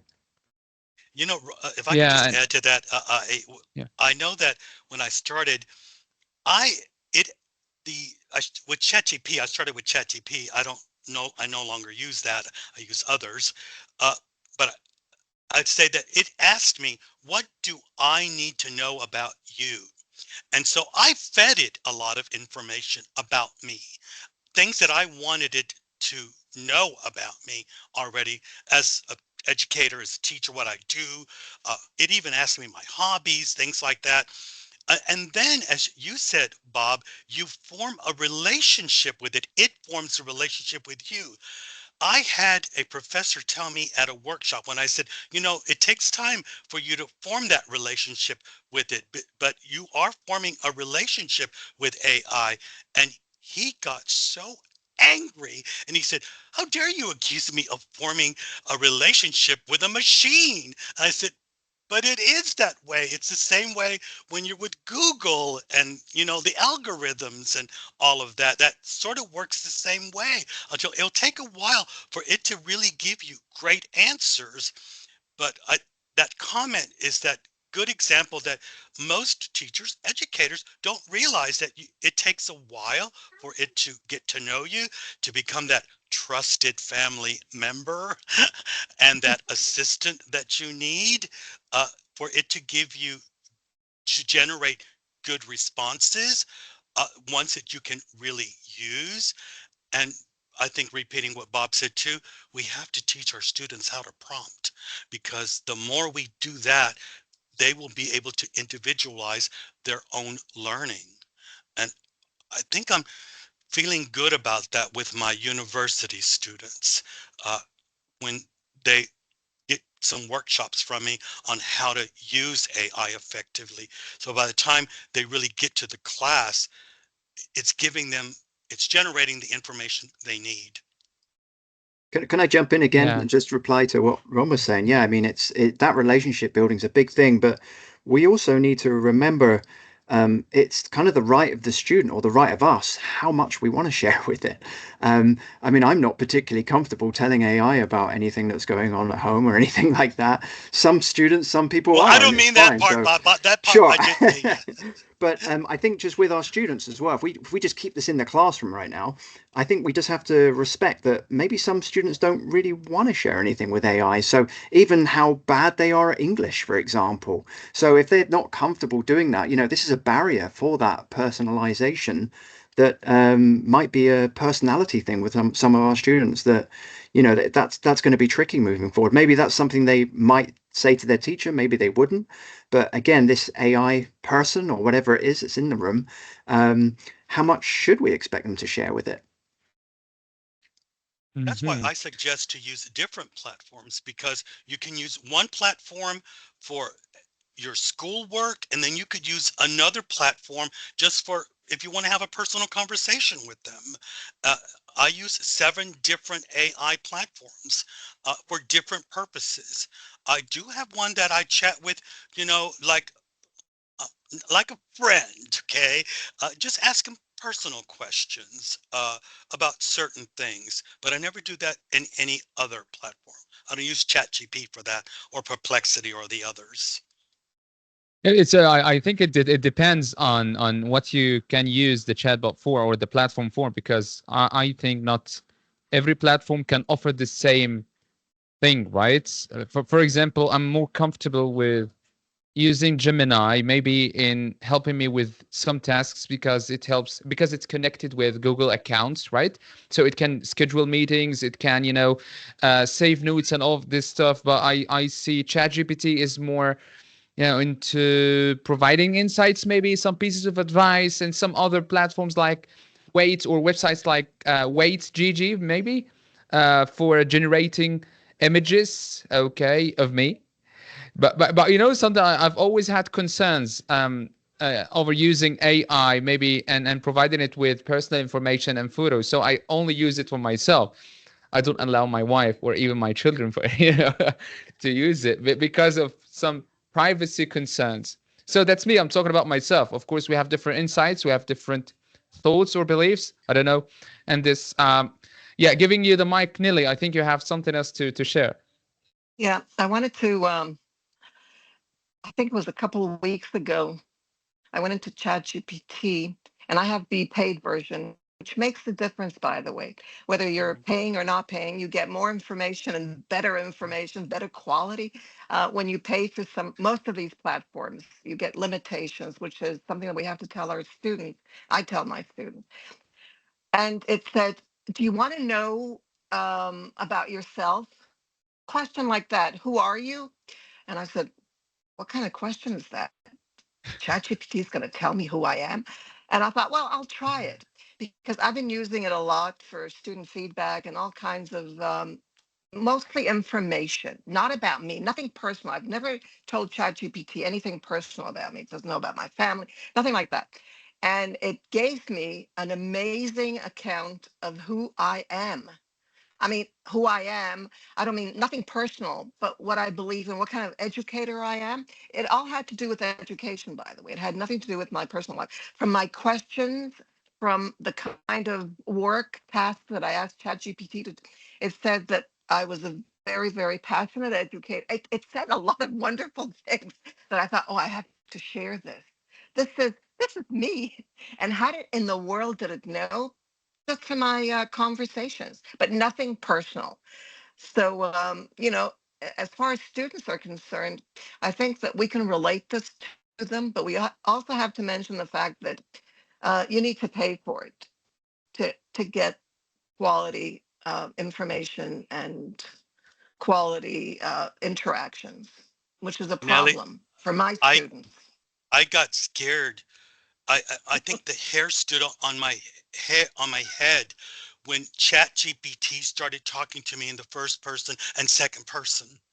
And I just like, what is it saying? Because I know that you like this, and I know you want it this way and whatever. And I was like, well, how do you know that?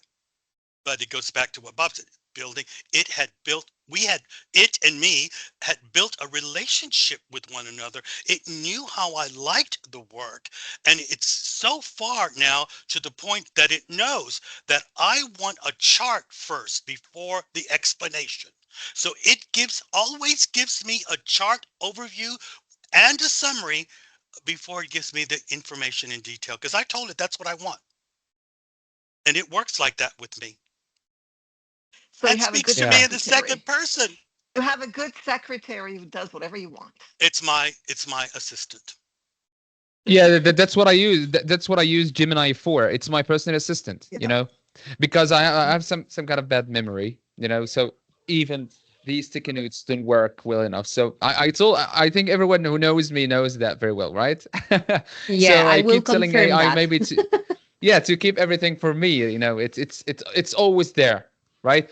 And yeah, so what about you, Sanaa? Do you have any other insights to share on that? I will. I similar to others. I end up using different tools for different purposes. And with respect to how I personalize learning for my learners or how I do it for myself, again, conversation is really very important. And I believe that it's a very good thought partner. What I usually do Mhm. is if I'm not very sure about an idea, I ask it to, okay, ask me questions. So I gain clarity. I have an idea, but I'm not sure. I'm not gaining clarity on it. So it when it asks me question, when I'm typing the idea down, when I'm responding to it, that's when oh, this is the connection that I was thinking of. So for me, that's one of the really cool things there. That okay, you write things down and you gain even more clarity instead of asking, okay, give me the answer. Ask have it the chatbot ask you the questions. Okay, ask a question or ask a list of questions. I'm thinking about a project. I want my students' project to have a multimodal element. I want them to work on maybe descriptive writing, but not in a conventional way. I have a few ideas, but I'm not sure what to go ahead with. Ask me questions so I'll gain more clarity. So as it asks me question and I write it, I get more ideas. Oh, I hadn't thought of this idea. Let me think about that. I hadn't, oh, write this down. So I feel that is what this is what I usually, apart from content generation, getting clarity on ideas. This is what I mainly love using it for. Okay, gaining more clarity on what I was already thinking. But for that, you just cannot give a generic prompt. You have to tell it the context. Okay, this is what the context is. This is what I'm working on. This is what I have to do. And but I'm not very sure about it. Ask me questions. So uh, Can I I'll ask you gain a more. So question? this is it. Yes, Are you conversing with it by speaking on, I through a do both, microphone, depending on or depend. are If you I'm tired typing? and I'm not, if I'm not tired, if I'm tired, I'll converse. If I'm not tired, I'm going to type it down because I feel like okay, at times while typing ideas down, I gain clarity earlier. And when I'm having a conversation, it's just like having this conversation that we've talked about, family member. It's a sounding board. So for me, depending on how much of a energy level I have at that moment. So if I'm doing it early on in the morning and I have that space and mental capacity, I'm going to type it. But if it's somewhere later on in the day and then I'm tired from everything else, and then I'll be like, okay, I'm going to just speak, and then you ask me questions. So you give me a list of questions, and then I'll start responding to them.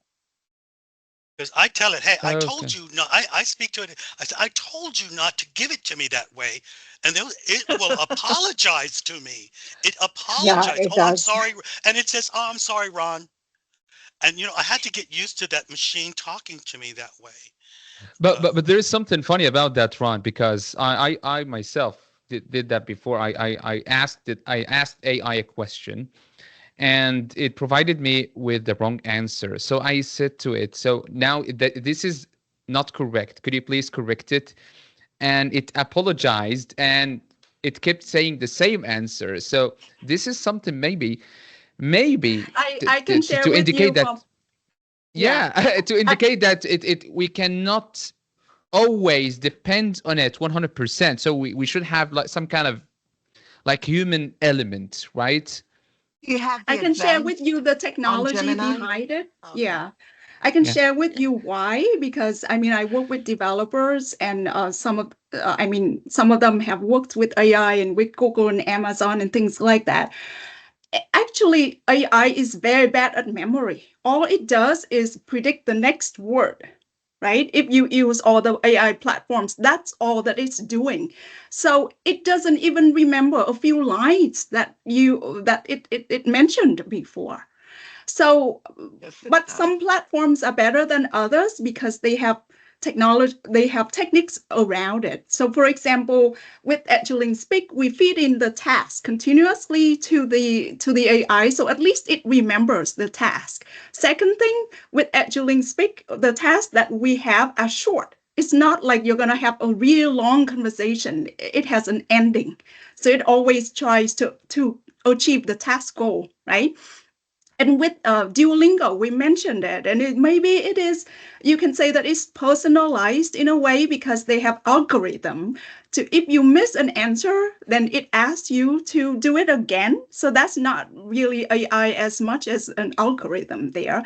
But also through a lot of data collection, they build a profile for the learner. And so maybe the next time the app may remember a little bit about the learner. With Pangaea Chat, the other app that we are building also, we need to find a solution for this kind of long-term memory as well. And my thinking is that we need to feed in some information from the data so that it has the information about the learner's level, maybe their hobbies, the common mistakes that they make, so that we can be responsive to the learner in terms of providing feedback. But that costs a lot. If you feed a lot of data back to the AI, the system is going to collapse at some point because it's really costly.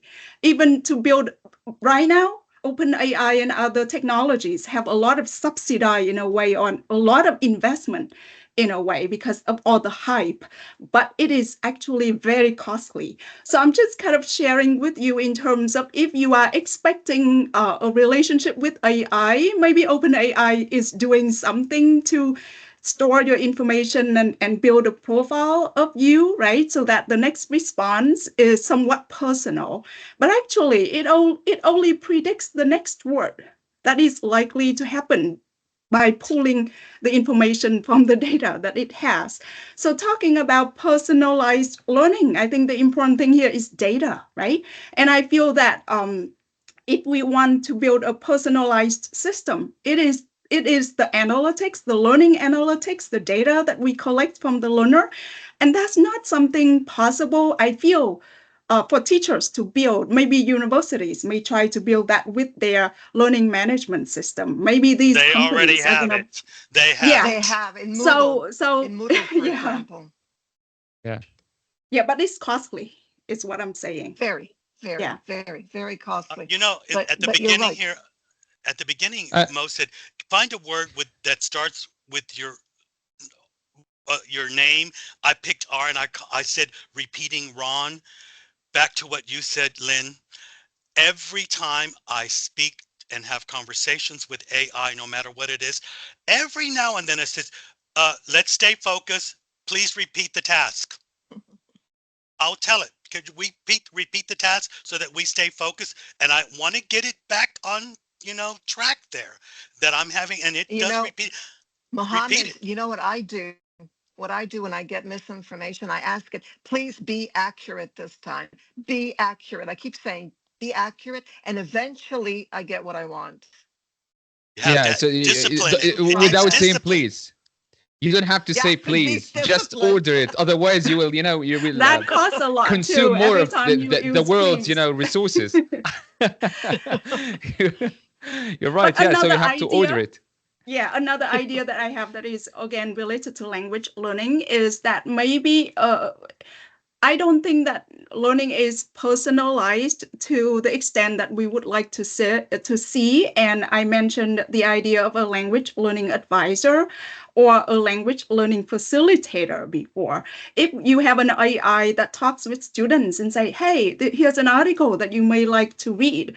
Here's a task that you may like to complete because it's just right for you at this time, then we have something that is promising. But I don't think that we are there yet, right? So we as teachers, I like what Ron said, that you are learning manager because that's the role that AI cannot play in a way that is useful for students. Because looking at tons of resources on the internet, tons of resources with AI, students still don't know how to start and what to do. So if someone can build this language learning facilitator, exactly, Ron. Yeah, they'll do They didn't know how to. They didn't know how to prompt a Google. Okay, so. Okay. So I think Yeah, I think it's about being concise in what you're asking AI to do. So this is to sum all of with what we've been talking about. And sorry to interrupt all of you because we're running out of time, and this leads us to Blanca, and she is going to handle the next category, which is about teacher professional development and workload. So Blanca. Yes, thank you, Mo. I will challenge all our lovely panelists by one simple task because, summertime for lots of educators is a moment to have a break. Sometimes it's also a moment for continuous development. So that's why teacher professional development, this is what I wanted to ask about. What training, from your perspective, do teachers need to effectively use AI in their practice? Do not include answer prompting, as it already have been said many times. What would be some piece of advice from you, Nik? I know you've told me not to say this, but it is prompting. It's all about the prompting. I was going to say, Blanca, please, that's the number one thing. But think about something more. Let's squeeze the lemon. It is true. It is true. Yeah. Understanding prompting is really key, and understanding how to do it clearly, understanding how to make AI interact with you, and thinking about. Try to think about it. Try to think about how AI can be your mentor, your collaborator, rather than your intern who just does all the bad work that you don't want to do. Although I get it to be my intern as well some of the time. But interact with it. Don't go for the idea that you put in a single prompt, it gives you what you want. Interact with it, talk to it, get it to exchange ideas with you, get it to ask you questions and find out what you want. So make it a much more engaging and interrogative process. Don't just think of it as okay, do my research for me, write my essay for me, write my lesson plan for me, okay, all of those things have their place and can save some time, but learning is actually a slow process. We don't need to speed it up, we need to slow it down a little bit and take the time to engage with the AI and make it a conversation between you and the AI. And that is really about understanding how to prompt it to do that. It isn't complicated, and there's this form of prompting knocking around called vibe prompting, where you just sit and chat with it. If you approach it more like it is a person that you can chat to about things, rather than it's Google who's going to deliver you some results, then you will get much more from it, I think, as a teacher, educator. Ask it how, if you're a teacher, when you want development from it, ask it how it can help you. Say, I want to know about this. How can you help me? And it can do that.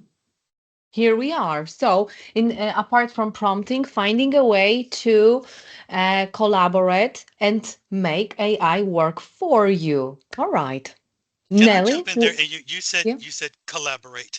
So let me just jump in. Sorry, Nellie, I didn't want to get in front of you That's there. okay. But I want to say that because I like methodology. That's something that is just my baby. I love that. And that's another thing I think teachers need to know their methodologies, okay? If you're going to ask it for help, what kind of help? I want to put a lesson together. I need some tasks, task-based learning. I want to do a project-based learning.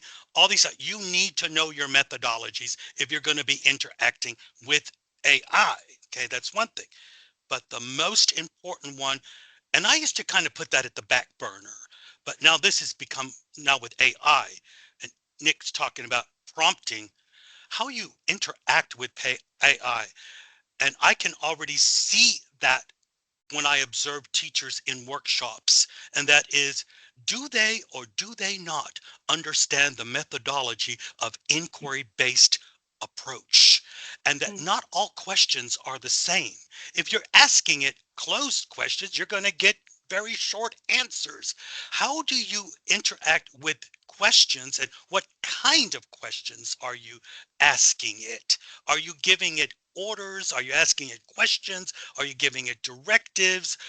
Prompts come in different ways, okay? So, and to really understand that is, if you're going to be doing some CPD this summer, teachers that are here listening today, understand that prompting starts with understanding what the inquiry-based approach is, because those people who ask the wrong questions are going to get the wrong answers. And they say it's hallucinating, but in actuality, it's only giving you what you asked for, okay? So the better your prompts are, that means that you understand the inquiry-based approach, because that's how it works better when you're interacting with it. All right. Thank you. I will quickly hand it to Dr. Nellie. Okay. Thank you, Ron, for that. You're right. First of all, I tell my teachers to just do it. You know that, and they really like that because it encourages them to just do it. In other words, get to learn more about it, use it for information, ask it things. Okay, unlike what Ron said, asking it to ask you, or what Sanaa said about getting questions. I think that's at another level.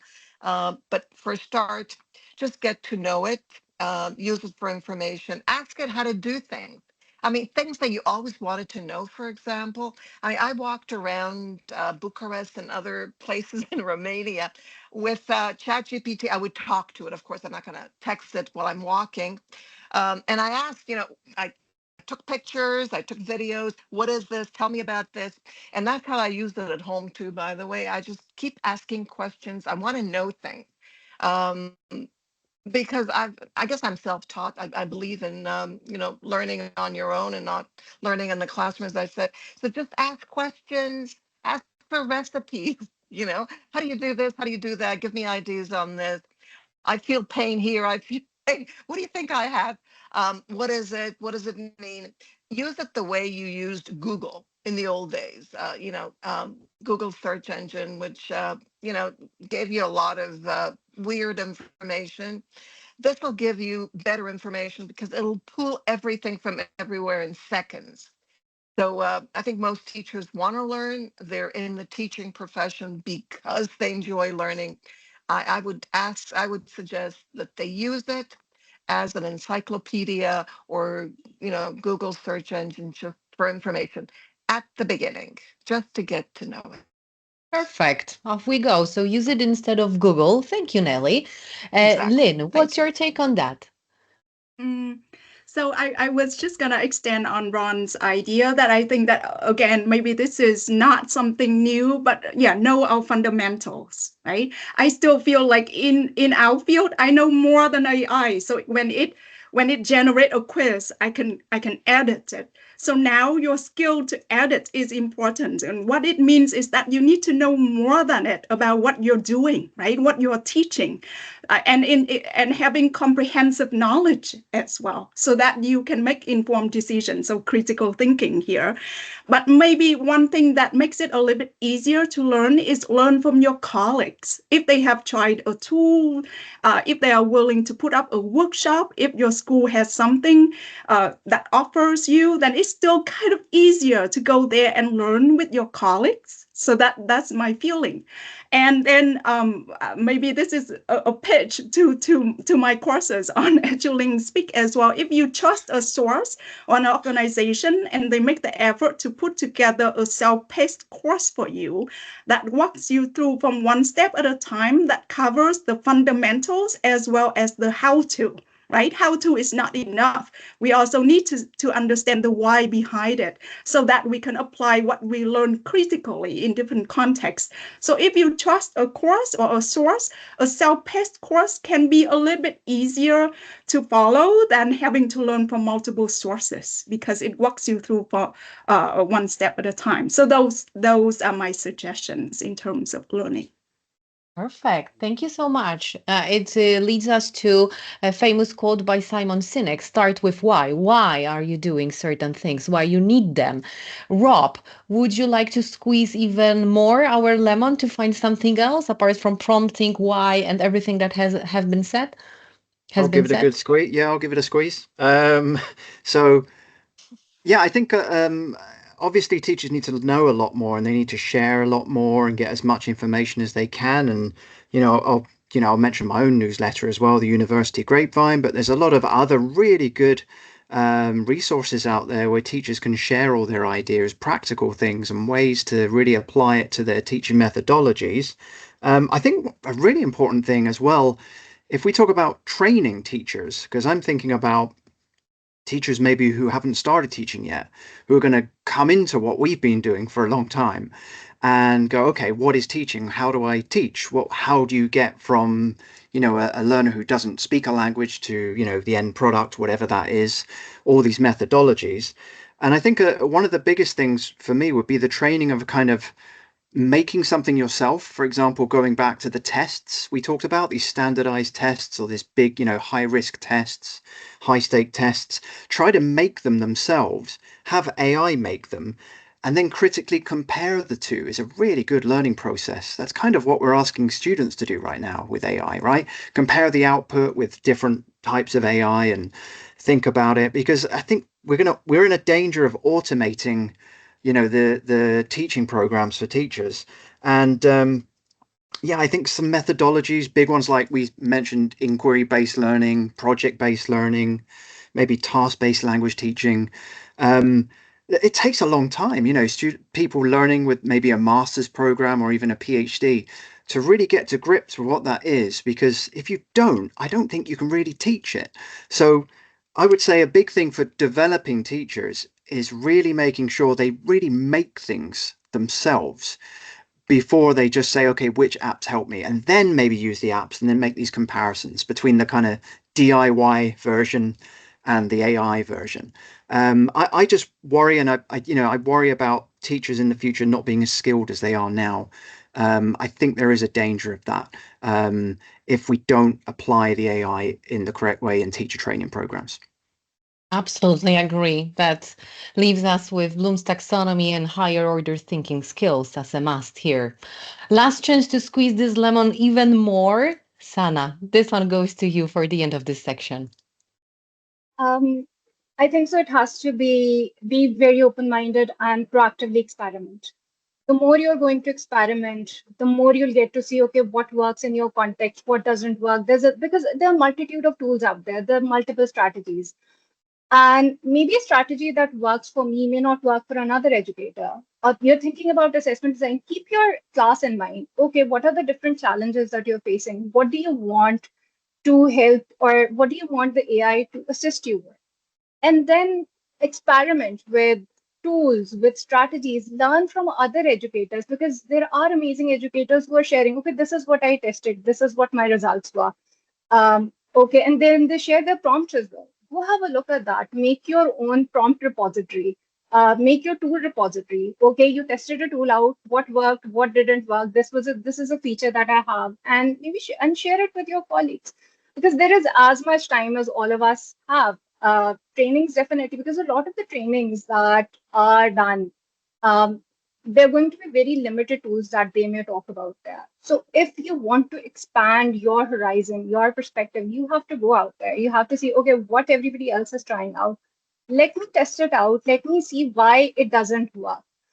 Because there would be a tool that everybody would be raving about, and you test it out, you'd be like, okay, this is way too basic for my students or for my context, or it is not supporting my neurodivergent learners that are present. So have a look at with respect to accessibility, have your own metrics, do a tool repository, do tools repository, prompt repository, see what works out. And by the end of the summer, I think so you'll be richer with respect to what you have gained. There are definitely self-paced courses. There are amazing trainings and webinars ongoing. Along with that, proactively experiment yourself. Don't be passive, because if you're passive, there's something. Can I just add something there? And Sana mentioned the word strategies, and we're Bob mentioned high stakes exams, and if you're doing high stakes exams, you are doing exam oriented learning. That is a methodology, and one of the most important things if you're doing exam oriented learning and teaching is strategies. But the words that haven't been mentioned here are outcomes. And that is, strategies only work if you know where you want to go to, and that's the outcome. So teachers also have to learn what is a learning outcome. what is the difference between a learning objective and a learning outcome, and how do I use AI to help me to understand that? That was a big problem for me to explain in teachers' workshops before. Not anymore, because I can tell them, if you don't know what it is, ask AI, it'll help you, and it'll give you examples, okay? And tell it to use Bloom's taxonomy to help you to do it, because if you're doing outcomes, you're doing rubrics, and you're doing can-do statements, and if you don't know what can-do statements are, ask it to help you with that too. What used to take me sometimes one whole day to explain, they can learn that by themselves, okay? And I even tell them, here's a list of words, ask AI to give you examples of that before you come to class. So a lot of words missing here: rubrics, outcomes, learning objectives, strategies, and all that. And again, one more time, for all those teachers out there listening about, I'm doing high stakes exams, it's really tough. And if you're doing high stakes exam, you're using the methodology of exams-oriented teaching and learning, and that means you need strategies. And if you need strategies, those strategies, what are you wanting to reach? Learning outcomes and objectives step by step to the outcomes. How do you assess it? Because rubrics are about assessment. All those things fit together like a jigsaw puzzle. Exactly. Thank you so much, Ron. So, as Sana perfectly guided us to have an open mind and feel like a scientist in your own language lab. This is that I would leave the anecdote for us here. And I will hand it over to Mo because we are close to finish line. Mo, are you there? You are always there. Go for it. Yes, I'm here. Thank you for this. So moving to a very important category, which is about future trends and innovation. If we're talking about AI, we will talk about innovation in education in general, not only in English language teaching. So there will only be one question in this category, which will be about the most promising AI innovations on the horizon for English language teaching. What do you think will happen next? So let's start with Nik. Difficult one to start with. Lots of things could happen. There are lots of things that can happen. I think, things that are close by, for example, are particularly for online learning. We could start having online tutors who are AI chatbots.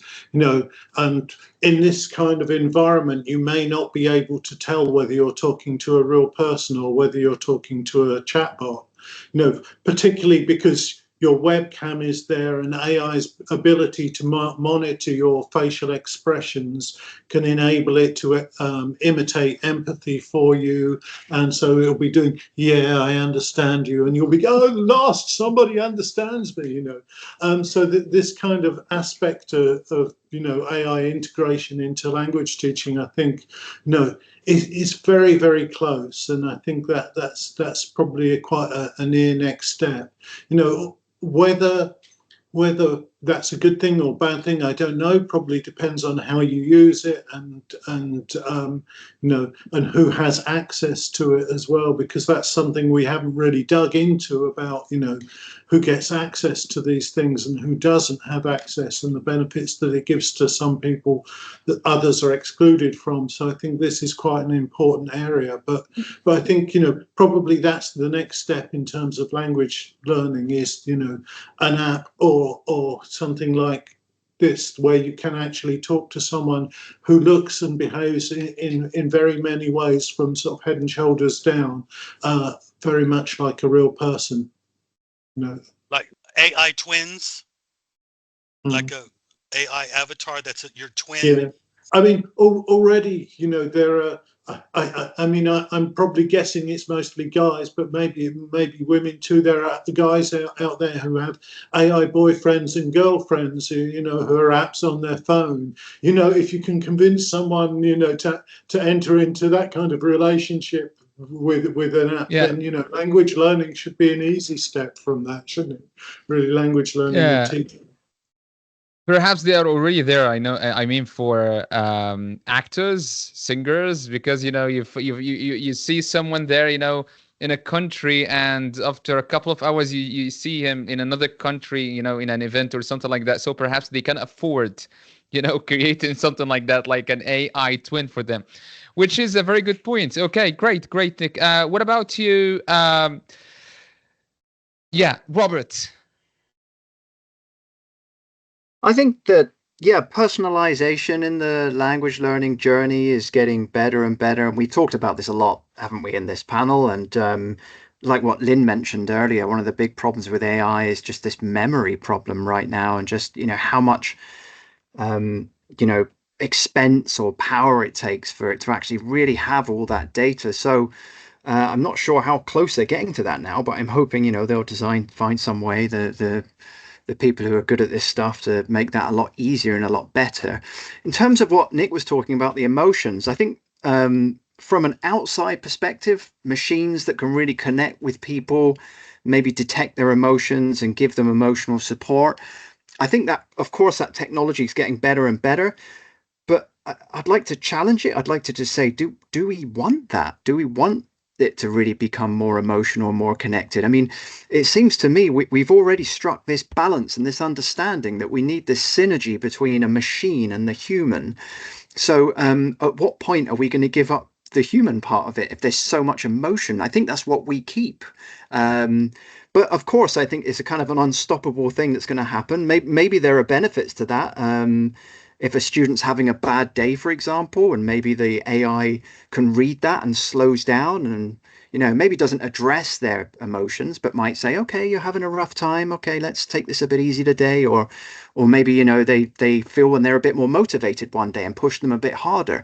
There's probably benefits there, but I think we've really got to be careful about this emotional development of AI. It's exciting, but for students, I'm quite concerned about how far we need to go. You're definitely right. We don't want them to replace us, right? Because if they are able to have that kind of emotions, we should be scared. Yeah. I don't yeah. think So we're anywhere close to that. we're just hoping that it won't happen, right, Ron? What do you think about that?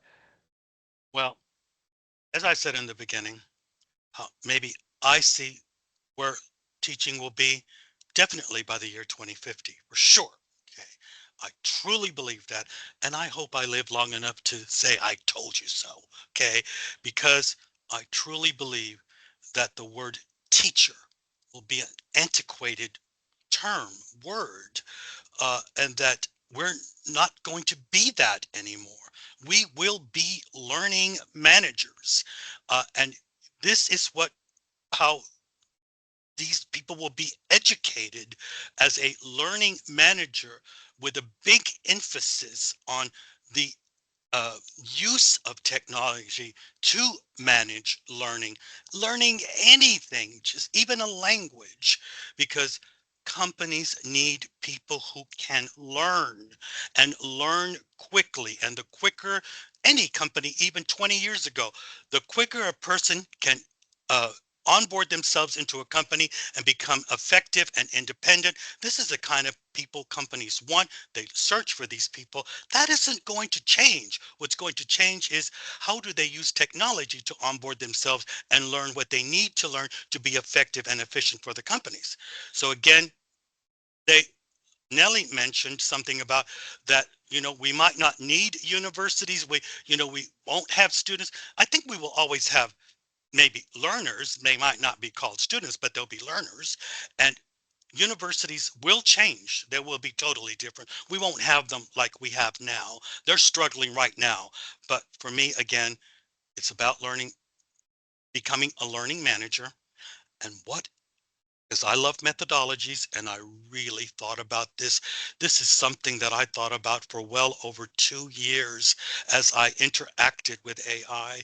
And I really feel that the most important two methodologies that will go to what, and I'll repeat it almost here, is everybody talked about personal learning, autonomous learning, all these kind of keywords, and personal learning experiences. If that's true, and I do believe it's true, that differentiated learning and the skill of, as a learning manager, how to manage differentiated learning because it's personal and autonomous, and self-directed, self-regulated, that these will be the people who will have the jobs of the future, not only at schools and universities, but at companies, because this is what companies need and organizations like universities and schools need. I said two, differentiated learning, and you can't, because that's the human part of what a learning manager will do. It's adaptive learning, what AI can do to help the manager manage So, that. So so you think that it adaptive will learning be more goes with, adaptive? well, adaptive learning is something different, okay? That's the AI part, okay? AI can help you to create individual learning plans that you cannot do so quickly. So I do believe that knowing how to manage differentiated learning as a methodology and using AI as adaptive learning to help you to create those personal plans is what will be the key skills that what we call teachers today will need in by 2030 for sure, but by 2050, this is who we will be in that learning environment, whether that be online, face-to-face, in a classroom, groups, at schools, or at companies. They will all be that person, a learning manager. Thank you, Ron. So I will ask Nellie, what's your take on that and the future and everything that has been already said? I think I mentioned the future before, but I'm going to go beyond what Ron said now. I think that students will become the learning managers, and teachers will be there, but they will not be managing their learning. Students themselves will be managing their own learning. The teachers will be there just to make sure, you know, in case the AI didn't help them out or someone else didn't help them out, they're going to be there just, for, as people to lean on in case no other solution was available. I don't think they're going to have that much of an impact on students. Sorry, Ron. That's Is my this take. semantics And we're I talking think here, that or in the do you mean like a classroom, learning facilitator? Maybe like learning facilitator? they're going to have less. They're going to have less of an impact on students. I know this might hurt, but I think there'll be less need for teachers as they are today. Definitely. But I think there'll be less need for teachers. That maybe teachers will find other professions that, as you said, they will change their roles. So maybe we can't really see it today, but they will have some role. It'll be completely different from what they have today. And I do think that there will be robots in the classroom to facilitate personal learning. And they're there already today in some places around the world. They're trying them out. But yes, robots, physical robots will be there. Not to replace teachers, of course, teachers will be there as well, but for the personal one-on-one contact with the learners. Thank you, Dr. Nelly. Things So will change, definitely. with such provocative thought, I will leave everyone just to let it all sink in. And definitely, I encourage you to carry on this part, not only, but each and every. And I will hand it over to Sanaa. What's your insight on the future of innovation? What's next? I do agree with what Ron and Dr. Nelly have said.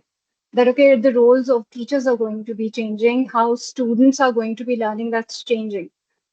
Universities, the whole education system. Actually, the education system as of the moment, it has been under criticism with respect to okay, how the systems need to change. And with AI in play, those cracks are becoming even more visible. Now, when we're talking about students, parents are already questioning about, okay, if AI is going to teach it, if we can find this information on YouTube, why do we need to invest in a formal degree? And how education is going to be, the system actually needs to do a big reassessment, and all stakeholders need to sit together and talk about it. Most of the time, teachers are missing from such discussions. we are in the classroom, most of the time we know, okay, what's working, what isn't working, what needs to change. So with respect to policies, that needs to be reassessment. If there isn't there, as talked about by Dr. Nelly, that okay, yes, robots are definitely going to be there, and already some schools, especially there's one school in UK that's already testing it out with their GCSE. That okay, teachers aren't there, and they are talking about the solution. Okay, how AI teaches their students the whole day, and how they're getting more feedback, more instant feedback, and and they say that okay, it's unbiased. So with respect to such solutions being more, what I can say, more monetary friendly for institutions, this is more of shift that we will be looking towards. Yes, AI is there to what facilitate us, but our roles are dramatically changing from the educators that we are to who we will be in the next 5, 10, 15 years. How education has changed post COVID, that has been really, very transformational. So the next change is already there. It's more or less on us how we're adapting to these changes. Yeah, many changes already knocked our doors. We let them in. So now it's on us whether we are going to let more in. Dr. Lin, off you go. That for the end. Yeah, so I work in technology development, but I actually don't have predictions in terms of what technology may be on the rise. What I think is that AI will be everywhere, right? It will be in all of the products that you're using in some way. It's kind of on the back end fueling our new technologies. Yeah, so that's what I can say. But what I can say from a parent's perspective is that I would not want to send my daughter to school to learn with the AI robots, right? I would like her to interact with her friends. I would like her to interact with the teachers. You mentioned at the beginning that people now want to talk with the AI as a therapist. Yes, there's something good about it, but then what does it mean you don't want to talk with your wife anymore? You are willing to give up that relationship. So I think this is the part we have to think critically. And I am coming back to the idea of self-determination, self-identity, and this is the idea that I heard on the podcast, that if we just want to interact with AI, give up decision making to AI, then who we are, right? So I don't have a prediction for the future. I just know that perhaps AI will be everywhere, and our kids will interact with the AI. Things will change, but the difficult part is not the technology. I mean, maybe the innovation does not lie in just the technology. It's how we organize ourselves and how we organize the society. And that is the difficult part. So I don't know how things are going to change with the education system and with the schools and the way things are taught and learned. So I will leave with that. Thank you so much. You ended up with change. See, that was my choice in terms of the letter from my name, because not only is the education change, but most likely community, and we create the education, and this is the creation of continuous development designed by us. That being said, Mo has the last absolute question. Mo, you're ready? Yeah, sure. So getting back in time, to 2010, we've had that prediction of having flying cars by 2020, and it never worked, right? It never happened. So I'll end this wonderful discussion with just one question, a short answer question. Do you think AI will replace teachers or not? And it's After, only yes or no having question. all the potentials, after having all of those potentials, after considering everything that we've been through today, okay, after sharing all those insights, AI, will it replace teachers or not? Yes or And the no? question is not only for panelists, it's for everyone, even the attendees in the chat.